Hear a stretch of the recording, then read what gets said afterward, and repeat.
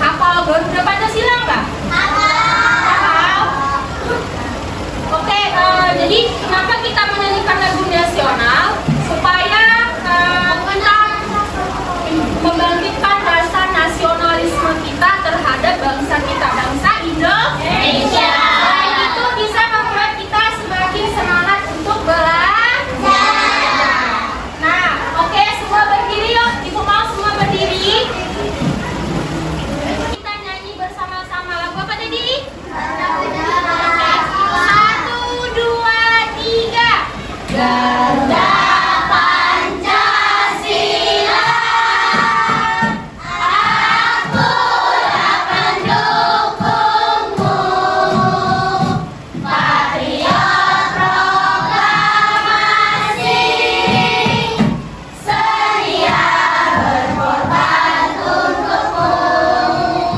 Pancasila dasar negara, rakyat adil makmur sentosa, pribadi bangsaku.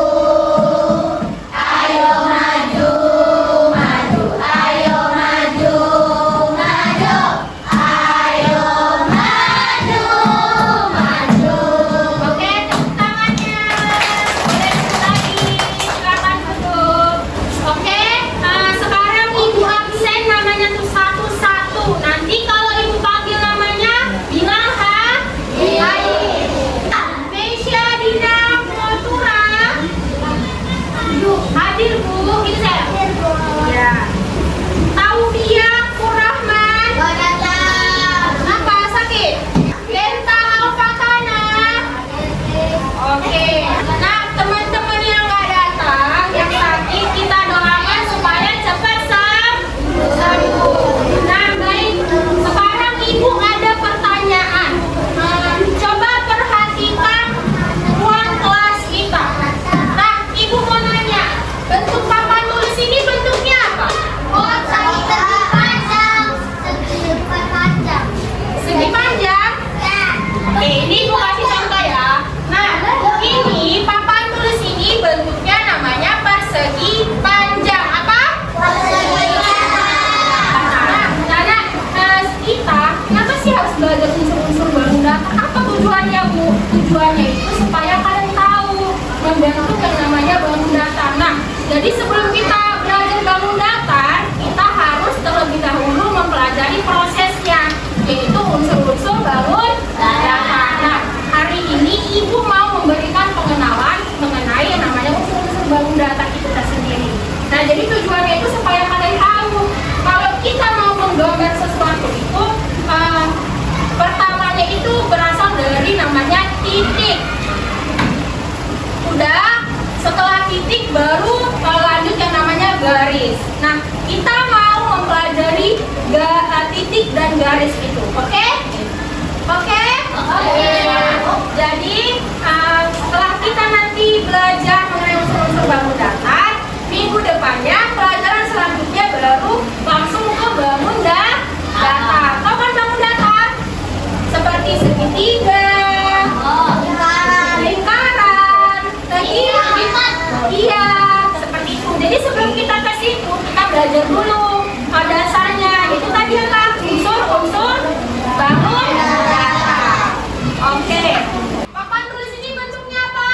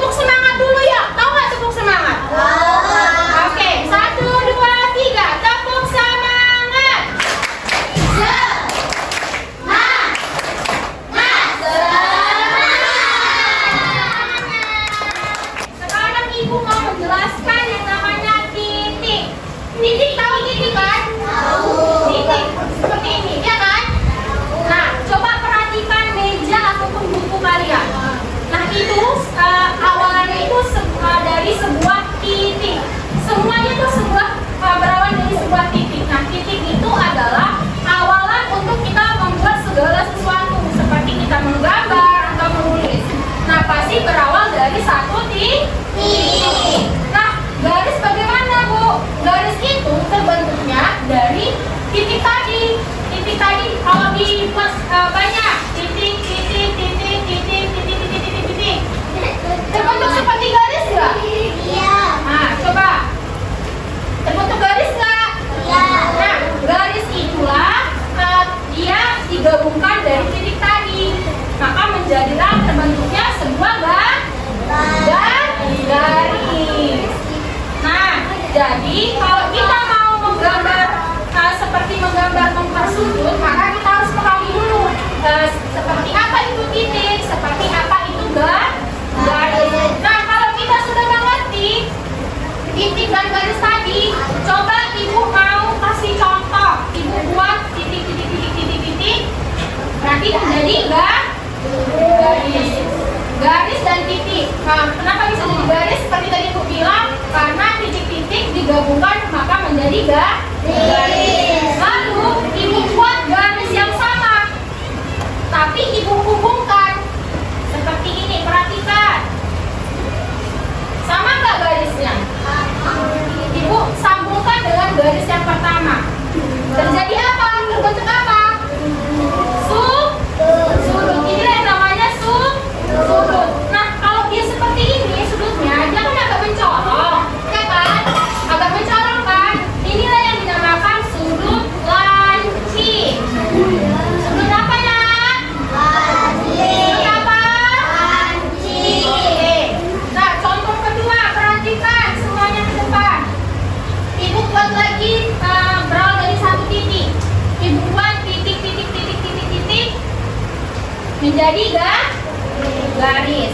Lalu ibu buat lagi garis yang sama. Ibu hubungkan dari garis yang pertama. Seperti huruf L kan? Ya enggak?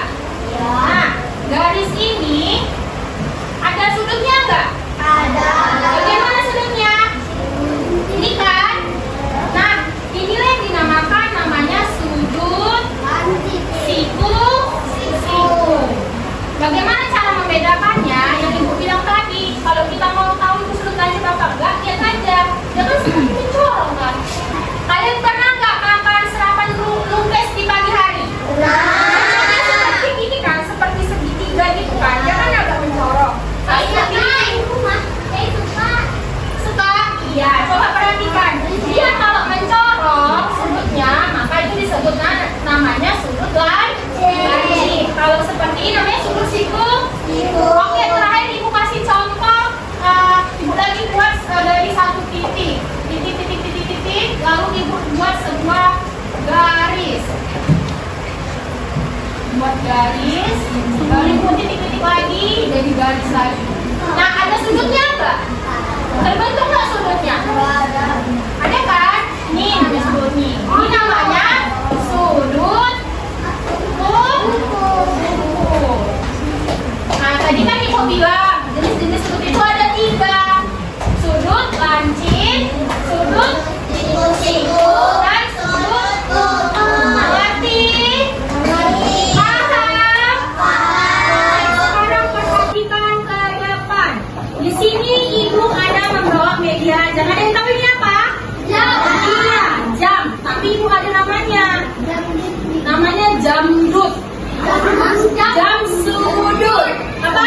Jam sudut. Nah, lihat, perhatikan ya nak.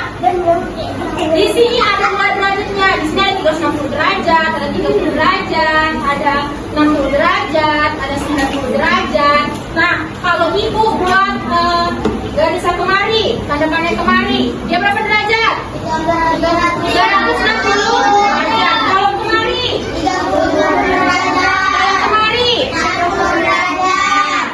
Jadi ibu mau memberikan contoh supaya kita menentukan sudut, jenis-jenis sudut tadi. Contohnya ya, perhatikan ke depan. Ibu mau letakkan jarum panjangnya ke 360 derajat, tepatnya di angka jam 12. Lalu jarum pendeknya ibu letakkan di 30 derajat, tepatnya di angka jam 1. Coba perhatikan, terbentuk sudut enggak? Iya. Sudut apa? Sudut lancip. Iya, sudut lancip. Nah, ini kasih contohnya lagi. Ibu kasih contohnya lagi ya. Ibu kasih contoh